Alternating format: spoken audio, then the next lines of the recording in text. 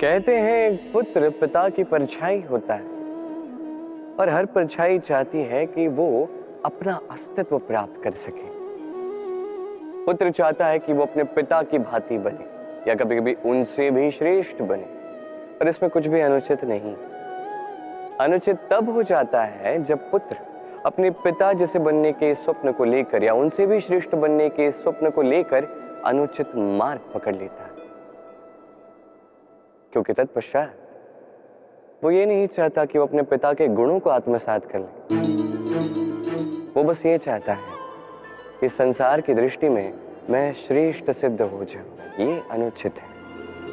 संसार में कई सारे लोग इसलिए श्रेष्ठ बनने का प्रयास करते हैं ताकि उनके परिवार के पिता का मान सम्मान बढ़ता रहे। ऐसे भी लोग होते हैं और यही है अंतर उद्देश्य का। स्मरण रखिएगा, यदि आपका उद्देश्य शुभ होगा मार्ग भी शुभ होगा, यदि आपका उद्देश्य अशुभ होगा तो मार्ग भी अशुभ होगा। तो अपने पिता जैसे बनने का प्रयास अवश्य कीजिए, उनसे भी श्रेष्ठ बनने का प्रयास अवश्य कीजिए, किंतु स्मरण रखिएगा आपका संकल्प और आपका उद्देश्य दोनों शुभ होने चाहिए। शक्ति पाना इतना कठिन नहीं है जितना शक्ति पाने के पश्चात उसे संभाल पाना कठिन है। क्योंकि जैसे ही मनुष्य शक्ति प्राप्त कर लेता है उसके मन में गर्व आता है, जो अभिमान बनता है, जो हठ बनता है। इसलिए शक्ति प्राप्त करने के साथ ही विनम्र होना अति आवश्यक है। और ये हमें सीखना चाहिए वृक्ष से। वृक्ष जो हमें फल देता है, वृक्ष जो जितने फल देता है उतना ही झुक जाता है। हम पत्थर मारते हैं उस वृक्ष पे फल प्राप्त करने के लिए, उस पत्थर की मार सहकर भी वृक्ष हमें फल ही देता है। कोई गर्व नहीं, कोई अभिमान नहीं, और इसलिए इसी वृक्ष की पूजा की जाती है।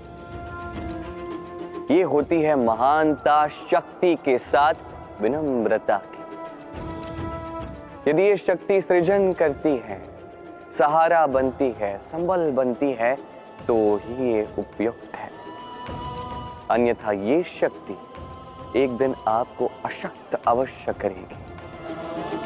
तो शक्ति अवश्य प्राप्त कीजिए, किंतु उसके साथ उस शक्ति को संभाल सकने का विवेक भी आपको जागृत करना ही होगा। अहंकार अत्यंत बलशाली होता है। यह अहंकार मनुष्य को कभी झुकने नहीं देता। अद्भुत है, यही अहंकार जो मनुष्य को कभी झुकने नहीं देता, यही उसके पतन का कारण भी बन जाता है। जहां मनुष्य ये सोचने लग जाता है कि केवल वही योग्य है, वहीं से उसका पतन आरंभ है कि नहीं। देखिए, यदि कोई व्यक्ति ऐसा सोचता है कि मैं ये सब कुछ कर सकता हूं, तो ये विश्वास है। किंतु यदि वो ये सोचता है कि केवल मैं ही ये सब कुछ कर सकता हूं, तो ये अभिमान है, अहंकार है, और ये आपको नाश की ओर अवश्य ले जाएगा। स्मरण रखिए, जब मैं और केवल ये दोनों एक हो जाते हैं, वहां से आपका पतन आरंभ हो ही जाता है। तो आप कभी भी इस अहंकार के चक्रव्यूह में मत फंसिएगा। विश्वास कीजिए स्वयं पर भी, दूसरों पर भी, और स्मरण रखिए विश्वास से ही विश्व की हर एक वस्तु वास करती है। तो इस अहंकार को त्याग दीजिए। मनुष्य अपने जीवन में ईश्वर को बहुत मानता है, उसके लिए क्या कुछ नहीं करता, भिन्न भिन्न नामों से उसे पुकारता है, उसकी पूजा करता है, आराधना करता है। वो जानता है कि ईश्वर उसे शक्ति अवश्य देंगे, उसके सहायक वो अवश्य होंगे। किंतु जब बात की जाए गुरु और ईश्वर की, तो गुरु का मान भी कभी कम नहीं होना चाहिए। क्योंकि सत्य कहूं तो गुरु ही वो सीढ़ी है जिस पे चढ़कर आप ईश्वर तक पहुंचने का मार्ग ढूंढ सकते हैं। तो मार्ग आपको गुरु से ही मिलेगा। गुरु नहीं तो आप ईश्वर को कभी पा नहीं सके। और जीवन में कई बार लक्ष्य से कहीं अधिक महत्वपूर्ण मार्ग होता है। तो इस मार्ग का सम्मान करना सीखिए, अर्थात गुरु का सम्मान करना सीखिए। क्योंकि गुरु ही परमेश्वर होते हैं। आपके जीवन में आपका सच्चा मित्र कौन है? आपका सबसे श्रेष्ठ मित्र कौन है? वो जो समय आने पर आपकी सहायता करता है, या वो जो समय आने पर आपको धन देता है? देखिए, हम मनुष्य हैं, हमारे जीवन में लेन देन चलता ही रहता है, ये हमारे जीवन का भिन्न भाग है। किंतु कई बार ऐसा होता है कि हम उसे ही अपना सच्चा मित्र मान लेते हैं जो हमें एक बहुमूल्य भेंट देता है कि नहीं? अब आपके जीवन में वो बहुमूल्य भेंट क्या है? वो अमूल्य मित्र कौन है? ये निर्णय आप ही का है।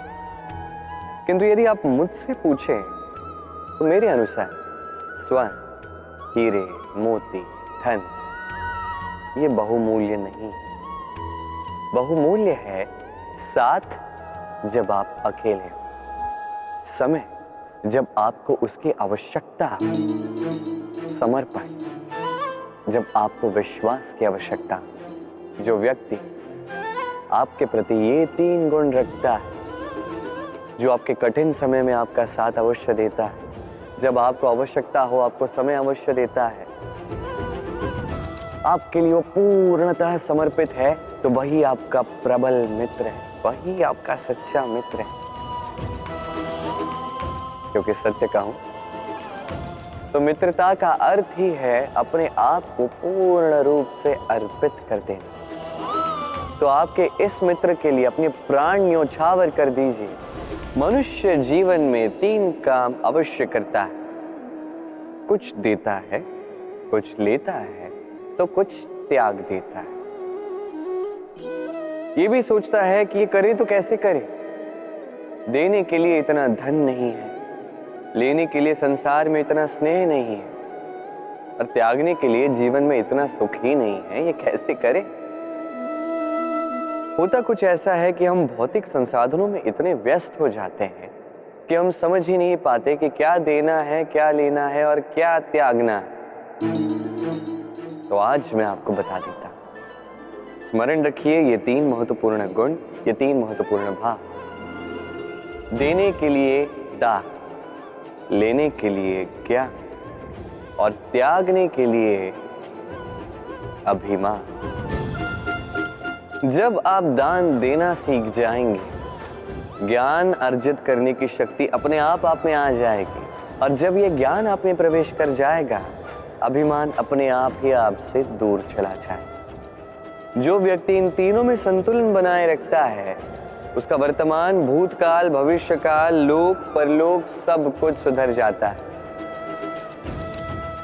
जिस दिन आप दान देना सीख जाओगे, ज्ञान लेना सीख जाओगे, अभिमान त्यागना सीख जाओगे, आपको सर्वशक्तिशाली, सर्वशक्तिमान ईश्वर की भी आवश्यकता नहीं होगी, क्योंकि तब ईश्वर आप ही में वास करेंगे। जीवन में कई बार समस्याएं हमें चारों ओर से घेर लेती हैं। ये समस्याएं कई प्रकार की होती हैं। धन की समस्या हो सकती है, परिवार की समस्या हो सकती है, किसी संबंध की समस्या हो सकती है, कभी कोई दैनिक आवश्यकता हो सकती है, कभी कोई दुविधा हो सकती है, अनेक समस्याएं आती हैं। किंतु जब भी कोई समस्या होती है, हमारे मन में उसके लिए एक उत्तर अवश्य होता है, जो हमारे ही भीतर होता है। इसे हम कहते हैं आत्मा। आत्मा परमात्मा का ही रूप होती है, और परमात्मा वो तो कभी कुछ अनुचित नहीं चाहते, है कि नहीं?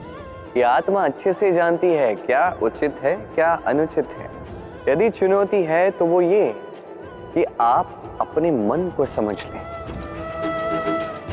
क्योंकि आत्मा तो परमात्मा से ही आती है, किंतु ये मन मनुष्य जन्म से प्राप्त करता है, और इसका विकास होता है इस संसार को देख के। जिस दिन आपका ये मन और आपकी आत्मा दोनों एक हो जाएंगे, आत्मसात हो जाएंगे, उस दिन आपके जीवन में ना कोई समस्या होगी, ना कोई कठिनाई, ना ही कोई संकट, क्योंकि आपके पास हर समस्या, हर कठिनाई, हर संकट का हल होगा, वो भी आप ही के भीतर। तो आइए और मेरे साथ प्रेम से कहिए राधे राधे।